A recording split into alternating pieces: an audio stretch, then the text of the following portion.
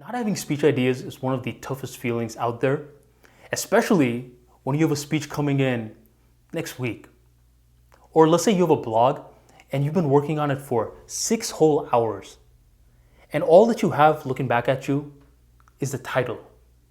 And still, even the title feels questionable. Do you have moments like this where you're running out of speech or story ideas? If so, today's video is going to help you out tremendously, mainly because I'm going to give you my framework for infinite content, E.A.R. If you can understand the E.A.R framework, what's going to happen is you're going to have a tremendous amount of content no matter what kind of venue you're in. It could be offline, it could be online. Whatever the case is, you will be good to go. Armani, you're going to tell me what E.A.R means right now, aren't you? Before this video gets started? No, I'm not going to tell you exactly what it means yet because I want you to understand the first lesson of content creation. The first lesson is emotions. If you could get someone to feel 1 to 2 emotions as they're interacting with your content, then you, my friend, have just become memorable. When you're giving a speech, if you could engage humor or tension or both, then you have a memorable speech. Humor is the first one. If you can make someone laugh, it doesn't matter what you're saying afterwards. You could say, I'm gonna kill you, man, right after you made them laugh, and they'll be like, for real? Oh, thanks, man. It's because you're engaging their feel-good chemicals, endorphins. Endorphins are feel-good chemicals that are released in a brain whenever you make someone laugh. And when someone else is laughing, due to the mirror neurons that we face, we also feel the same level of endorphins as well. That's why whenever you could get one person laughing, it starts a ripple effect of getting other people to laugh as well. It's because we all are connected in one way, shape, or form with our mirror neurons. The next emotion you can get someone to feel is tension. Let's say you make someone angry, you make someone sad, or you make someone feel thrill because you start a YouTube video saying you're going to give someone a framework with E.A.R, but you don't tell them exactly what that means yet. If you're still watching this video, you're feeling tension within because you want to understand what E.A.R means. And that right there is the first lesson of today's episode.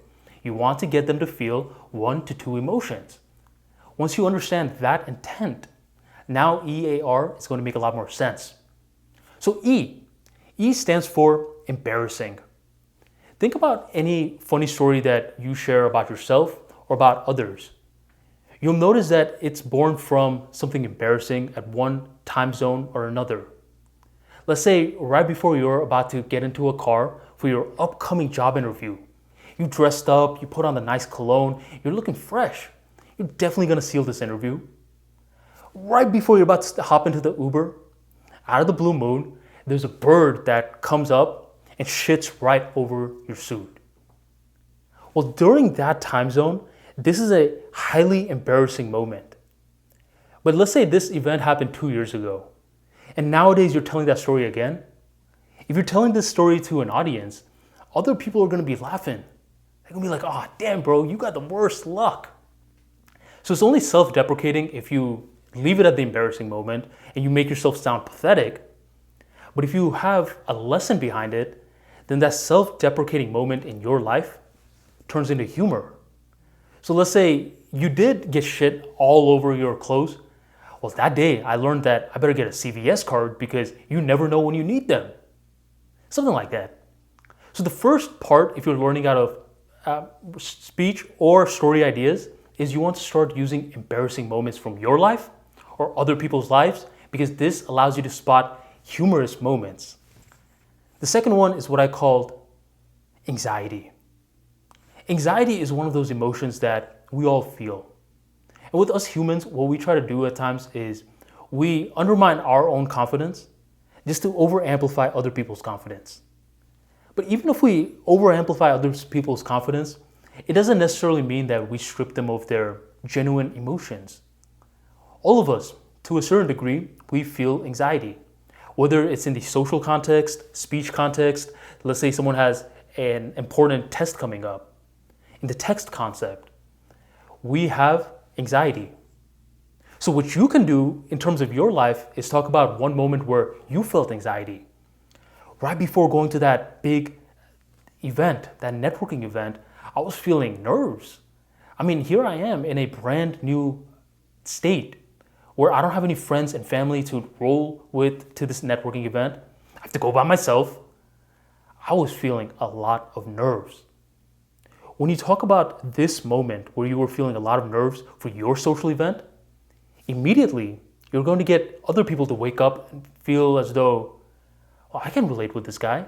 Because one time I was feeling a lot of nerves when I had to go to my social networking event. Do you see? So the emotion that you're engaging in this concept is tension.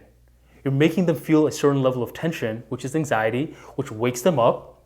You could relate with them, and then eventually you could put in the lesson.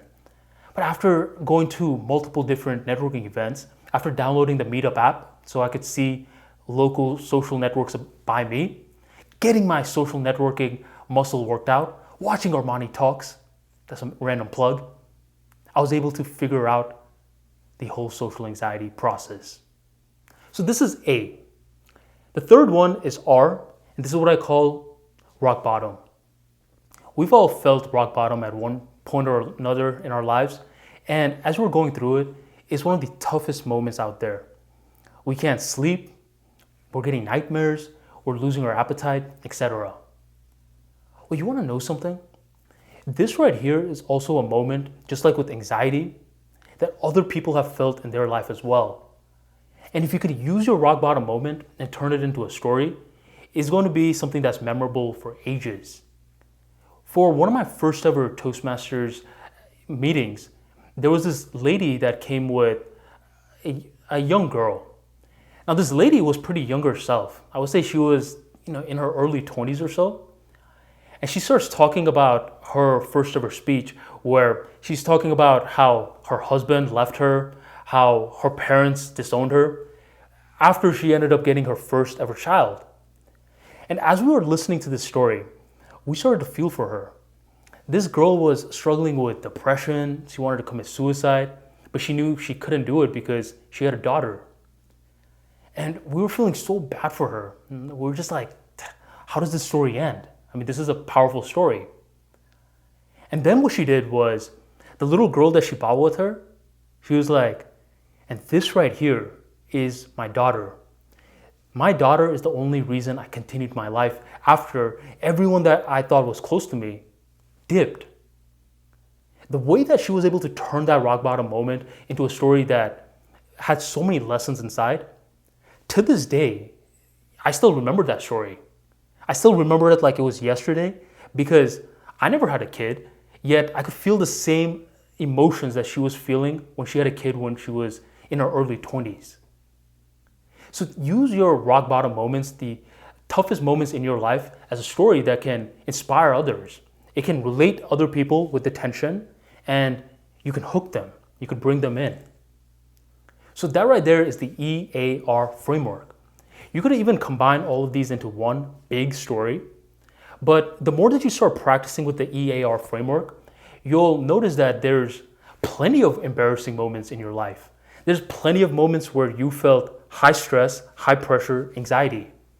And with rock bottom, it's not something that we just feel one time in our lives. As we start maturing, we notice that there have been multiple different rock bottoms in our lives. All rock bottoms that we can leverage so other people can learn from it. So if you're running out of story material, speech material, just ask yourself, what from E.A.R, the E.A.R framework, can I use to spark some thoughts within, spark my creative juices? Trust me, you can, and you will. E.A.R, embarrassing, anxiety, or rock bottom. Use these three to figure out any sort of speech content that can help you build your brand offline and online. If you want more practical tips like this into the world of communication skills, make sure you check out The Speaking Wizard. The Speaking Wizard is a practical book regarding the world of public speaking. So you'll learn how to practice a speech, how to deliver a speech, and how to analyze your speech so you can evolve for the next time. If you're running out of ideas, the Speaking Wizard will help you out. To grab your copy, check out the description box right down below. And thank you for joining the Armani Talks YouTube channel.